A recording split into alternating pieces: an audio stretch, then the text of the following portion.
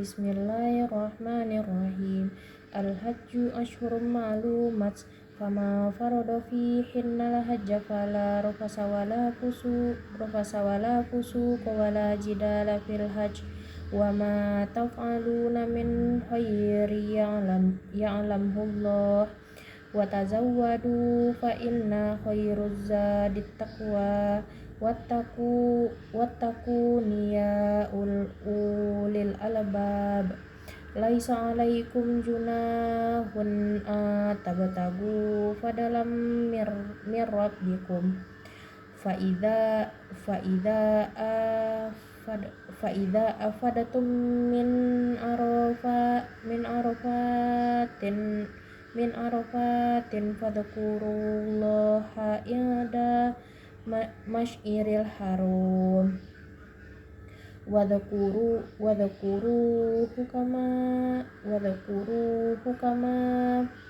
hukama hada.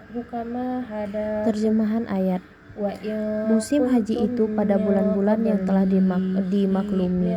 Barang siapa mengerjakan ibadah haji dalam bulan-bulan itu, maka janganlah mereka berkata jorok, berbuat maksiat, dan bertengkar dalam melakukan ibadah haji. Segala yang baik yang kamu kerjakan Allah mengetahuinya. Bawalah bekal karena sesungguhnya sebaik-baik bekal adalah takwa, dan bertakwalah kepadaku wahai orang-orang yang mempunyai akal sehat. Bukanlah suatu dosa bagimu mencari karunia dari Tuhanmu. Maka apabila kamu bertolak dari Arafah, berzikirlah kepada Allah di Masjidil Haram, dan berzikirlah kepadanya sebagaimana Dia telah memberi petunjuk kepadamu, sekalipun sebelumnya kamu benar-benar termasuk orang yang tidak tahu. Ayat ini menjelaskan bahwa Allah telah mengkhususkan haji pada bulan-bulan itu, antaranya bulan-bulan yang ada. Ini menunjukkan bahwasanya ihram untuk haji itu tidak sah jika dilakukan sebelum bulan-bulan itu, sebagaimana hal dengan waktu sholat. Tentang firman-Nya tersebut, Al-Bukhari meriwayatkan dari Ibnu Umar, katanya yaitu bulan Syawal, Zulqa'dah, dan 10 hari bulan Zulhijjah. Ayat ini juga menunjukkan keharusan berihram untuk haji. Ibnu Jarir mengatakan para ulama sepakat bahwa yang dimaksud dengan fardu di sini adalah keharusan dan kepastian. Ayat ini menjelaskan bahwa diharamkan pula melakukan hal-hal yang mengantarkan pada rafas, misalnya pelukan, ciuman, dan semisalnya. Demikian juga membicarakannya di hadapan para wanita. Ibnu Jarir meriwayatkan dari Yunus bahwa Abdullah bin Umar pernah berkata, Arafas berarti mencampuri istri dan membicarakan hal itu dengan orang laki-laki maupun perempuan, jika yang demikian itu diucapkan dengan lisan mereka. Di dalam ayat ini, arti al-fusaq adalah segala bentuk kemaksiatan, sebagaimana Allah melarang kezaliman pada bulan-bulan haji. Meskipun kezaliman itu sendiri sebenarnya dilarang sepanjang tahun, hanya saja bulan-bulan haji hal itu lebih ditekankan lagi. Ayat ini menjelaskan bahwa tidak boleh berbantah-bantahan pada waktu haji dalam mengerjakan manasik.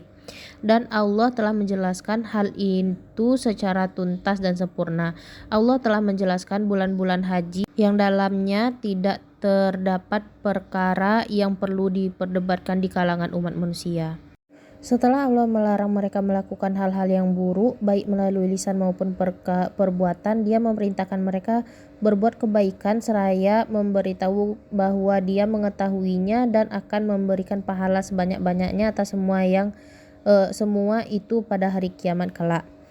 Al-Awfi meriwayatkan dari Ibnu Abbas, ada beberapa orang yang pergi meninggalkan keluarga mereka dengan tidak membawa perbekalan seraya berucap, kami akan menunaikan haji ke Baitullah.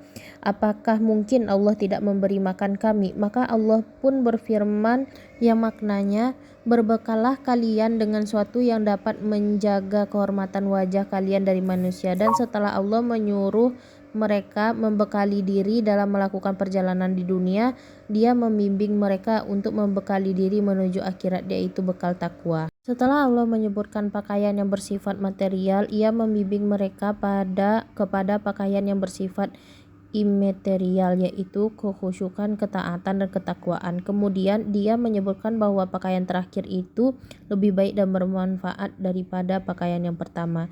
Dari Daud dan yang lainnya juga meriwayatkan pada Yazid bin Abu Zaid dari Mujahid dari Ibnu Abbas, ia berkata, mereka sangat takut untuk berjual beli dan berdagang pada musim haji. Mereka mengatakan bahwa musim haji adalah hari-hari untuk berzikir. Arafah adalah tempat wukuf dalam menunaikan ibadah haji, dan wukuf itu sendiri merupakan amalan utama dalam ibadah haji. Waktu wukuf berawal dari sejak tergelincirnya matahari pada hari Arafah sampai terbitnya fajar pada hari kedua, yaitu hari penyembelihan kurban, karena Nabi wukuf pada haji wada setelah sholat zuhur sampai terbenamnya matahari. Al-Masyir berarti tanda-tanda yang jelas. Muzdalifah disebut Masyiril Haram karena berada di dalam wilayah tanah haram atau suci. Dan berzikirlah dengan menyebut Allah sebagaimana yang Dia tunjukkan kepadamu. Ini merupakan peringatan bagi mereka atas nikmat yang telah dianugerahkan kepada mereka berupa hidayah, penjelasan, dan bimbingan kepada syariat-syariat haji menurut tuntutan Nabi Ibrahim. Kesimpulan, ayat ini menjelaskan tentang haji. Haji adalah ibadah yang diwajibkan pada bulan-bulan tertentu, dan selama menjalankan haji, umat Islam harus menjauhi perbuatan kotor, dosa, dan pertengkaran. Pesan ini menunjukkan pentingnya menjalankan haji dengan kesucian hati dan perilaku yang baik. Ayat ini mengingatkan bahwa Allah mengetahui semua perbuatan baik yang kita lakukan. Oleh karena itu, selain menjalankan haji dengan benar, umat Islam diingatkan untuk berbuat baik sepanjang hidup mereka, karena Allah memahami dan mencatat semua kebaikan kita.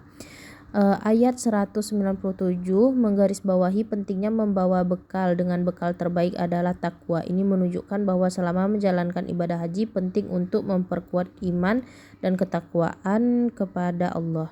Ayat 198 menegaskan bahwa mencari karunia atau kebaikan dari Tuhan adalah hal yang baik dan tidak dosa. Ini mencerminkan sikap permohonan dan penghormatan kepada Allah. Pada ayat ini umat Islam diminta untuk berzikir pada Allah, mengingat petunjuk yang telah diberikannya. Ini menekankan pentingnya peribadatan dan pengingat akan petunjuk agama. Nilai pendidikan yang pertama, ayat ini mengajarkan pentingnya menjalani kehidupan dengan kesucian dan moralitas, dan dalam pendidikan ini dapat diterapkan dengan mengajar siswa tentang pentingnya berperilaku baik, menjauhi dosa, dan merawat integritas moral. Yang kedua, ayat-ayat ini menekankan pengingat akan Allah dalam semua aspek kehidupan. Dalam pendidikan Islam, siswa diajarkan untuk selalu mengingat Allah dalam tindakan dan niat mereka, menciptakan kesadaran spiritual. Ketiga, ayat ini berpesan untuk tidak berbicara kotor, berbuat maksiat, atau bertengkar selama haji, menggarisbawahi pentingnya etika, penghormatan, dan kesopanan dalam pendidikan. Ini mengajarkan siswa tentang pentingnya perilaku sopan, menghormati orang lain, dan menghindari konflik. Yang keempat, ayat-ayat ini mengingatkan kita bahwa Allah mengetahui perbuatan baik yang kita lakukan. Dalam pendidikan, ini menginspirasi siswa untuk berbuat baik kepada orang lain, membantu sesama, dan melakukan amal kebaikan.